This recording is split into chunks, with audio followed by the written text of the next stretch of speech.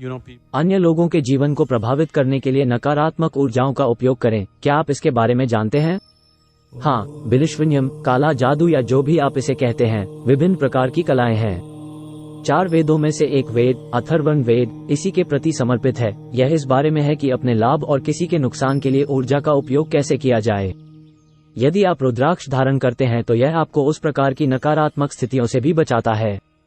कई बार ये चीजें लोगों के साथ घटित हो सकती हैं, भले ही वे उनके प्रति निर्देशित न हों। अभी मान लीजिए कि कोई मुझ पर काला जादू कर रहा है, लेकिन मैं इसके प्रति ग्रहणशील नहीं हूँ। आप यहाँ बैठे हैं, शायद आपको मिल जाए। यह आवश्यक नहीं है कि इसका लक्ष्य आप ही हों। यदि आप किसी निश्चित क्षण में संवेदनशील हैं, तो आप इसे प्राप्त कर लेंगे। इसलिए कई बार लोग खराब दौर और इस तरह की चीजों से गुजरते हैं। इसका वर्णन न करें, मैं आपके मन में डर पैदा नहीं करना चाहता, लेकिन कई बार हमने लोगों को कुछ चीजों से प्रभावित होते देखा है, न जाने क्या हो रहा है, हर तरह की चीजों को दोष देते हुए, यह नहीं जानते कि वास्तव में उनके साथ क्या हो रहा है। एक साधारण माला पहनने से उस व्यक्ति को एक निश्चित स्तर की सुरक्षा मिलती है। प्रत्येक शरीर के चारों ओर, प्रत्येक वस्तु के चारों ओर प्रकाश और ऊर्जा का एक निश्चित क्षेत्र होता है। प्रत्येक भौतिक वस्तु की अपनी आभा होती है, यहाँ तक कि निर्जीव वस्तुओं की भी। आजकल कई अलग अलग तरीकों से इसकी तस्वीरें खींची और रिकॉर्ड की जा रही हैं। यह आपकी आभा को शुद्ध करता है। आभा एकदम काली आभा से लेकर शुद्ध सफेद आभा तक हो सकती है।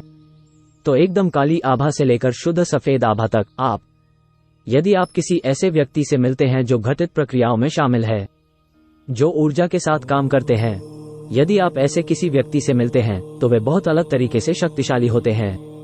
पूरी तरह से काली आभा, वे बहुत शक्तिशाली हैं, लेकिन पूरी तरह से अलग तरीके से। तो एकदम काली आभा से लेकर शुद्ध सफेद आभा तक बीच में लाखों शेड्स हैं।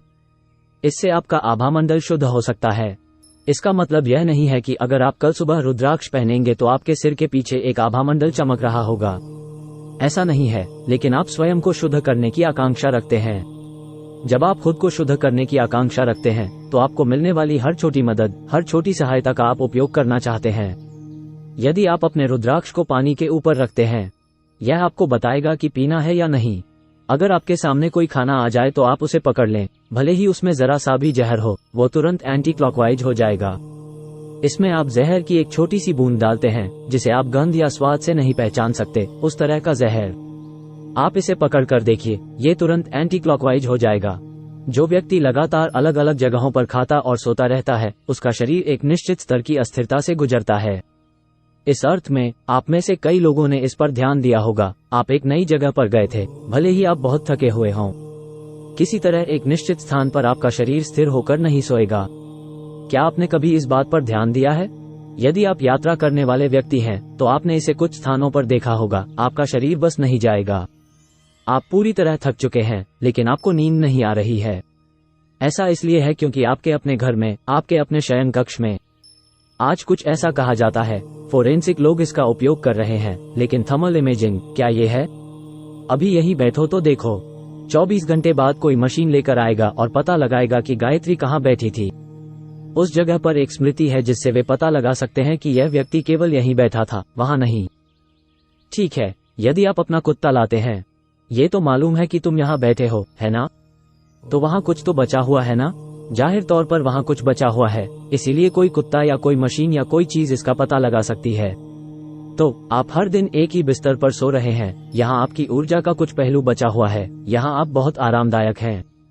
यदि आप किसी अन्य स्थान पर जाते हैं जहाँ ऊर्जाएं बहुत अलग हैं, तो आपका शरीर व्यवस्थित नहीं हो सकता है। कभी कभी यह सिस्टम के लिए हानिकारक हो सकता है।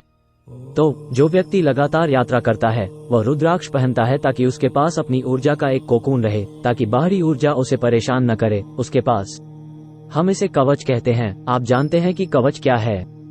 यह एक कोकून की तरह है। यह आपकी अपनी ऊर्जा का एक कोकून है।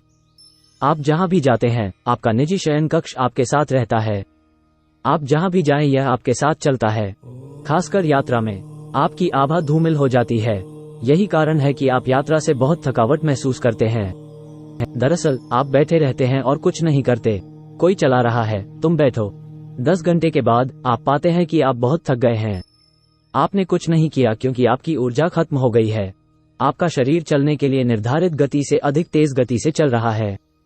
तो सबसे पहली चीज जो खराब होती है वो है आपकी या यदि आप तेज तेज तेज तेज तेज चलते हैं, मान लीजिए कि आप खुली जगह में बिना विंडशील्ड के 600 मील प्रति घंटे की यात्रा करते हैं, तो आप देखेंगे कि आपकी त्वचा छिल जाएगी, है ना? उसके बाद तुम्हारा मांस उड़ जाएगा, उसके बाद तुम्हारी हड्डियां उड़ जाएंगी।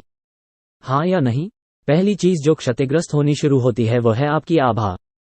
तो गति के साथ, तेज और तेज गति के साथ आभा क्षीण हो जाती है। इसलिए यदि आप रुद्राक्ष पहनते हैं तो यह आपको एक निश्चित कोकून देता है, यह आपकी आभा को एक निश्चित स्थिरता देता है। यात्रा, आवागमन अच्छा हो सकता है। और इसके कई अन्य पहलू हैं। यह आपके सिस्टम में रक्तचाप को कम कर देता है, आपकी नसें शांत हो जाएंगी, इस तरह की सभी चीजें। आज भारत में डॉक्टर रुद्राक्ष लिखने की सलाह दे रहे हैं। उच्च रक्तचाप, हृदय संबंधी रोगों के लिए डॉक्टर वास्तव में रुद्राक्ष लिख रहे हैं। यहीं पर आपका रक्तचाप कम हो जाएगा, क्योंकि इसमें एक निश्चित प्रतिध्वनि होती है जो पूरे तंत्र को शांत कर देती है।